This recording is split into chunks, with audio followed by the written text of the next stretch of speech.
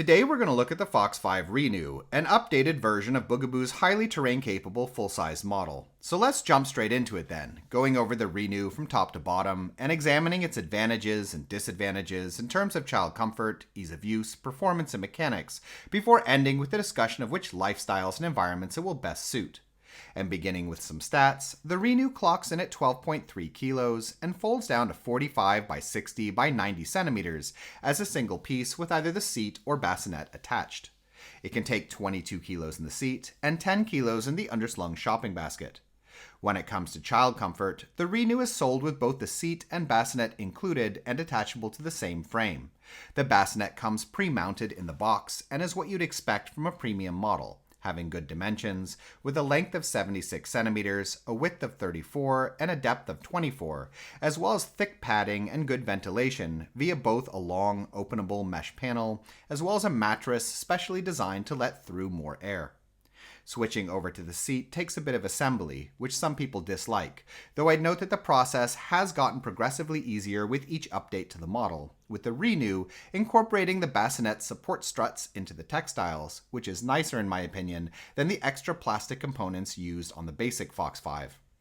When it comes to the seat, the Renew has an inside width of 32 centimeters and a total length of 110, with the leg rest fully extended and the canopy raised to its highest position, which is a decent length for larger models like this, and even though the Fox is not designed to provide extra legroom via a front frame mounted footrest when forwards facing, it will still comfortably fit a child up until around 3.5 to 4 years old. As far as other aspects of the seat are concerned, the textiles have a quality, durable feel, the canopy extends quite deep and has a mesh panel that can be opened for ventilation, and the 5-point harness is easy to use, has no rethread shoulder strap adjustment, and is set up in such a way that the belts hold themselves out from the seat back so that you don't have to fumble for them under your kid. Moving on to parent comfort, the Renew has a good range of handle height, between 92 and 108 centimeters, and a large and easily accessible shopping basket. As far as folding is concerned, the mechanisms involved can be operated with one hand, and the model folds down to a single, self-standing piece with the seat in either facing, as well as with the bassinet, which is convenient and not a common feature among similarly sized strollers on the wider market. All that being said, it's important to understand that this is a large stroller, meaning both that most people will actually need two hands to comfortably fold or pack it away, and also that you'll need a pretty large trunk if you want to avoid disassembling it when fitting it in a car. When it comes to how the Renew feels to use, the model has a strong, substantial feel with well-fitted elements that aren't noisy or loose, while good-sized wheels, 8.5 inches in the front and 12 in the back, raised ridges on the tires, and multi-layered suspension make it comfortable to drive both in the city as well as in rougher conditions like cobblestones or even smoother forest trails.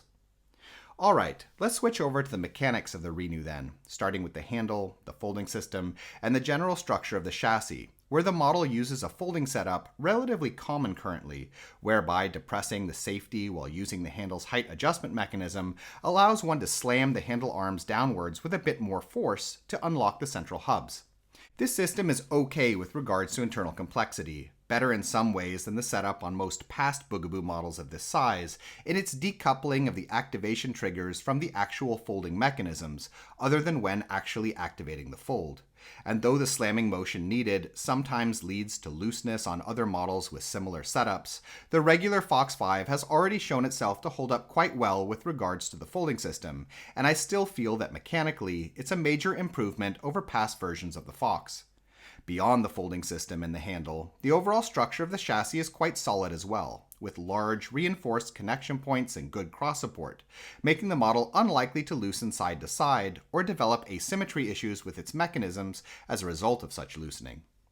Moving down to the rear frame, shock absorption is built into the chassis both in the central assembly as well as within the rear legs. The model has a ballpoint brake system that's somewhat internally complex, though past versions of the Fox have shown it not to commonly develop problems.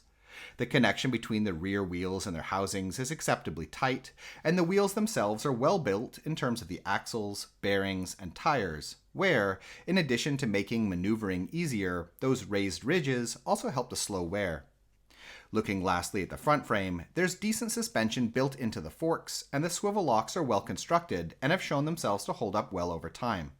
The connection between the forks and the front housings is also tight, with a large, plug-like setup at the base of the axles that helps distribute horizontal pressure, which is good for preventing the development of wobbling problems down the road as a result of wear.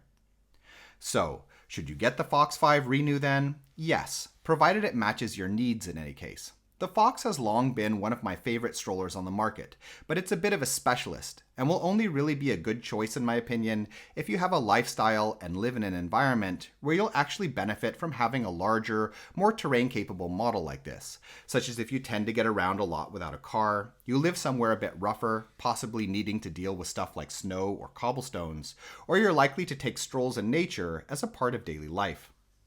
In any case, we hope you found this video interesting, and if you did, please subscribe, as this sort of support really helps us to continue making videos in the future. In addition, if you're currently shopping for a stroller, we have a buyer's guide on our Patreon page which lists a wide range of models that we recommend, with a lot of technical and lifestyle related information. You can find it by following the link in the description. Thank you.